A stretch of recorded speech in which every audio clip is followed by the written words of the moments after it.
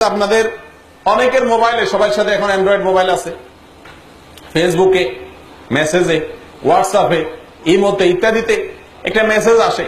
কি মেসেজ?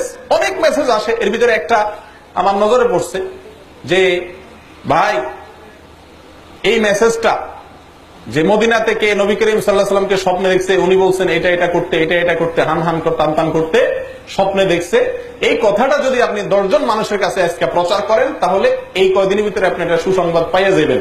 আর যদি প্রচার না করছেন তো আপনার 14 গোষ্ঠী শেষ। এই জাতীয় একটা মেসেজ আপনারা দেখছেন নি? আচ্ছা, মিথ্যা, ইসলামের নামে মিথ্যা এবং ভুয়া একটা জিনিস প্রচার করছে। আমি অনেক ভালো ভালো মানুষ জানতাম, ভালো ধারণা ছিল, অনলাইনে পরিচয়, এরকম মানুষকেও দেখি এই মেসেজ পাঠায়। তো এই লোক একটি বিদআত, ইসলামের নামে একটি ভুয়া জিনিসকে প্রচারে যদি সে লিপ্ত হয়, তো ওই যে 10 জনে পাঠাচ্ছে, 10 জন কত 10 জন যাচ্ছে, এ সবার গুনাহগুলো তাদেরটা তো তাদের আছেই, আপনার আমল নামে এক্সট্রা হিসেবে জমা হচ্ছে। আল্লাহ তাআলা আমাদেরকে হেফাজত করে।